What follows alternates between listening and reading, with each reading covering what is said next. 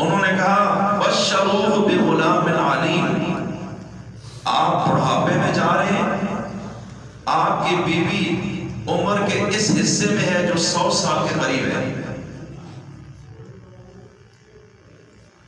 اور آپ بھی اس عمر میں پہنچ چکے ہیں، آپ کی اولاد نہیں ہے۔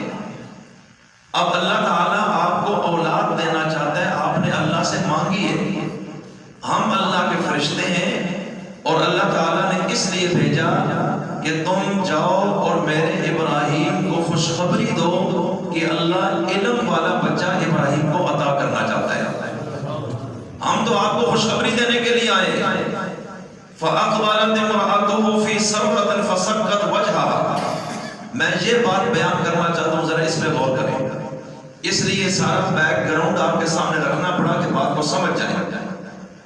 اب جب یہ جملہ بولا تو حضرت ابراہیم کی بیوی حضرت سارہ تو بہت بوڑھی تھی، اور جب بندہ زیادہ بوڑھا ہو جائے بڑھاپے کے آثار چہرے پہ نمایاں ہوتے ہیں، جلد پہ جھریاں پڑ جاتی ہیں، بڑھاپا نظر آ رہا ہوتا ہے۔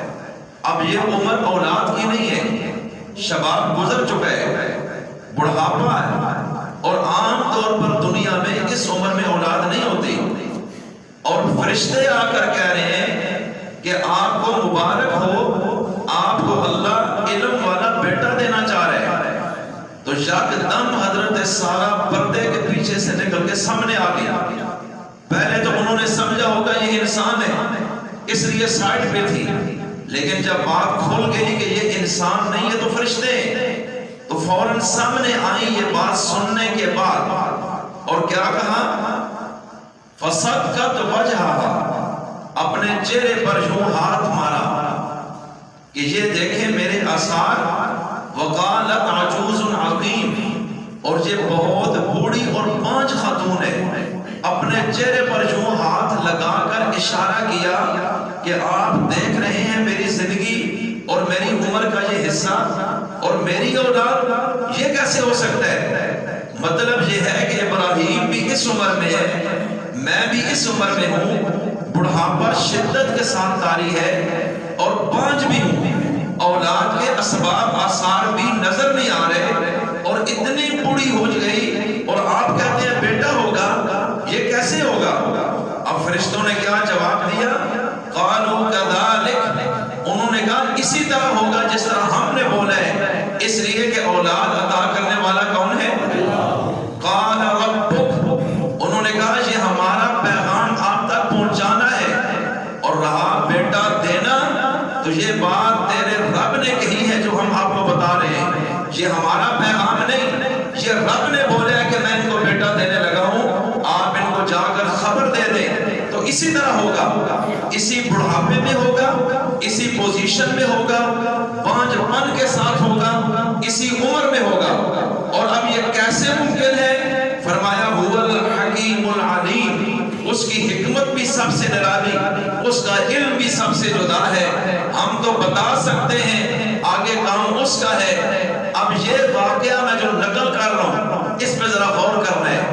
دوسرے مقام پر اللہ نے اسی واقعے کو جب بیان کیا، اس میں کیا ذکر کیا کہ جب ان کی بیوی سامنے آئی حضرت سارہ، اور انہوں نے اپنے چہرے پر یوں ہاتھ مار کے کہا کہ یہ بڑھاپا، یہ پانچ پن، یہ عمر اور یہ خوشخبری، یہ کیسی باتیں آپ کر رہے ہیں؟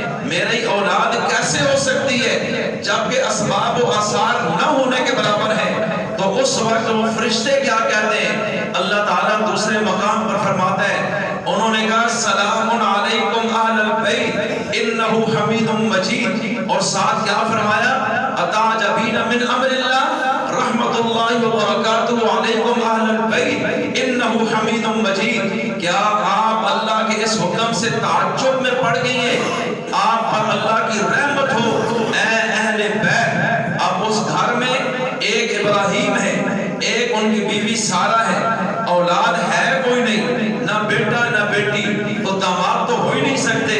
قرآن کریم منظر کشی کر رہے کہ ایک اللہ کے خلیل ابراہیم ہے، ایک ان کی بیوی سارہ ہے، اور یکدم یہ فرشتے 6 یا 7 کی تعداد میں لوگ آئے، ان کے سامنے کھانا رکھا، انہوں نے کھایا،